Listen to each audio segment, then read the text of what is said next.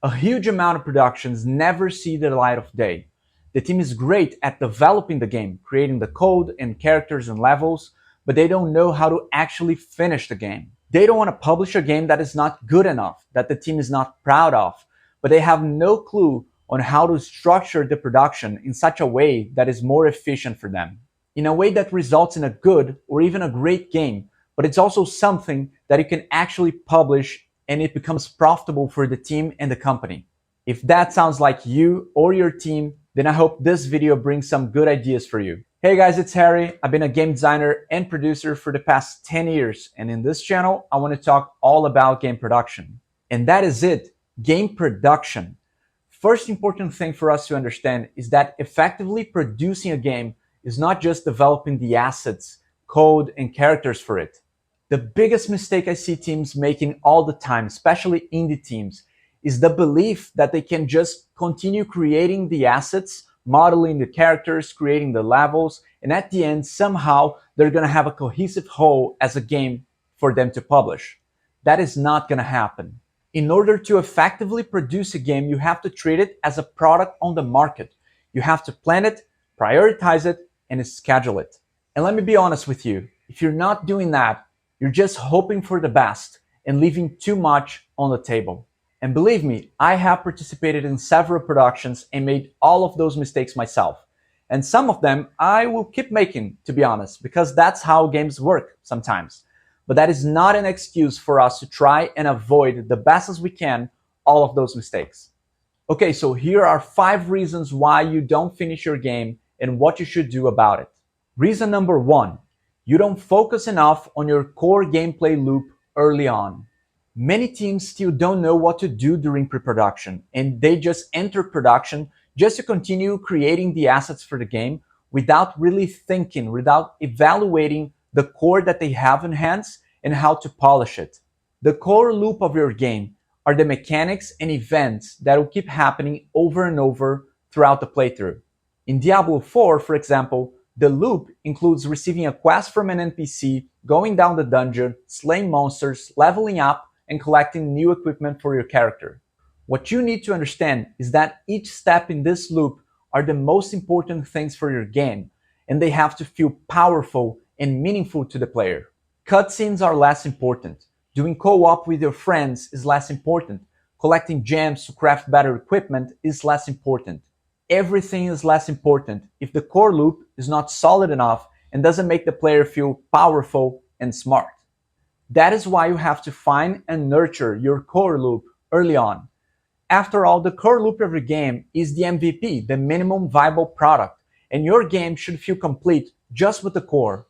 One very good strategy to guarantee that the core loop is the focus of your production is called concentric development, and that means building the inner circles of your game first, focusing on the core, polishing the core, before building the outer circles, the secondary systems of your game. Concentric development can help you guarantee that the core loop is your first priority and that you have a solid experience with the most important parts of your game. That doesn't mean that you build your game in a linear way, level after level, but it does mean that you are not creating the crafting system before polishing the combat, if the crafting system is not part of the core. Alright, reason number 2, you don't understand the priorities of your game and what you should build first. There is something called the build order that is super important in game development, but we barely talk about it, which is crazy. You can have the same team, the same deadline, but the order in which you decide to build your levels and characters and narrative might completely change the outcome that you get at the end, and whether or not you actually complete the game. One classic example is the tutorial and the first level of your game. You should not be building those early on.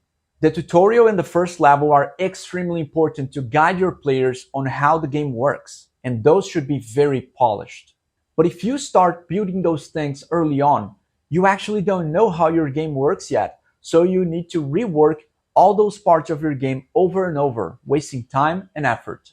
That is why you should generally start by building the middle parts of your game first before the rest. And that is just one single example. Should you be creating all of the enemies for your game back to back? Or work on the visual effects for the spells? You need to have those and many other questions with your team. That entirely depends on the type of game that you're making and the core gameplay loop. But one good principle is early validation. You need to build assets for your game and know if they actually work the way you intended. So let's say that your game has many different types of enemies. One is melee, one is ranged, another one doesn't attack but grabs your character in place. You need to build one of each type first and test them on gameplay to see if they work in isolation and together. You need to validate them. So plan your build order with early validation in mind for mechanics and events, and you have a much stronger production already. Let's go to reason number 3.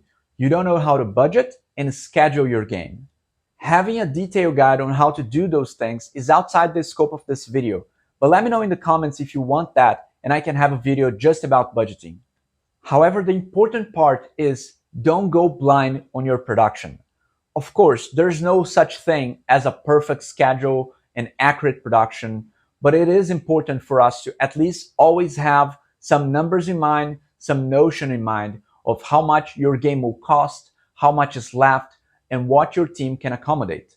So many indie teams just leave this to chance. They might do a budget one time and never look at it again until money is running out. That's why they go out of business. So do your due diligence. Have a simple and effective schedule in your hands with a good buffer in it so your team has confidence that you know what you're doing. Once again, don't leave this to chance. Which brings us to reason number 4. You don't foresee risks that might bite you in the ass later. This technique is called the risk register, and it's so simple. You just keep a list of things that can go wrong in several aspects of your game and keep track of them. New technologies might compromise your pipeline, there are hidden costs you didn't know about, or maybe the requirements to publish your game on consoles, the infrastructure to have a good beta test in place for players. So many things can jeopardize, especially the late stages of your production. Don't go blind on this. Write everything down and have a plan in mind on how to mitigate those things. All right, last one, but one of my favorites. Reason number 5, you don't playtest your game enough. Oh boy, am I tired of seeing people that simply don't schedule enough playtests with real players throughout development. They schedule like 1 or 2 playtests and they think that's enough. It is not nearly enough. And this is a deal breaker for me. You need to test your game with real players as early as possible and as often as possible. Usually that will be after the vertical slice, that is the refined prototype of your game in which the core mechanics are in place. Set up the environment for playtests and schedule it several times throughout your production, from pre-alpha to alpha and beta, so you can validate your mechanics with real players for gameplay, narrative, interface, and much more. So do segmented playtests as well as general ones. You need to understand if your boss fights are engaging, if your tutorial's working, if your interface is intuitive for the player. So you need to understand all of those things in isolation and how they work together. And then you have to collect this data and feedback and know how to transform that into actionable items. That is an integral part of your development. Once again, if you're not playtesting your game enough, you're leaving too much on the table. And many indie teams have to realize that the things that can jeopardize the production the most are not coding, assets, or narrative. They are things outside of that core scope. Many of those boring things like budget, marketing, and schedule, those are actually the things that will allow your team to have a successful launch and allow them to keep working with many different games for several years. I mean, that's my goal. I want to find a way to continue making the best games possible, learn from them, and do that again. I don't want to run out of money. I don't want to keep making the same production mistakes everybody's making. And that is why all of those things are so important to us. Well, I hope you found those things useful. And believe me, those are real things. I have been making games for 10 years and I see team after team not paying enough attention to those things and simply getting in trouble later in production.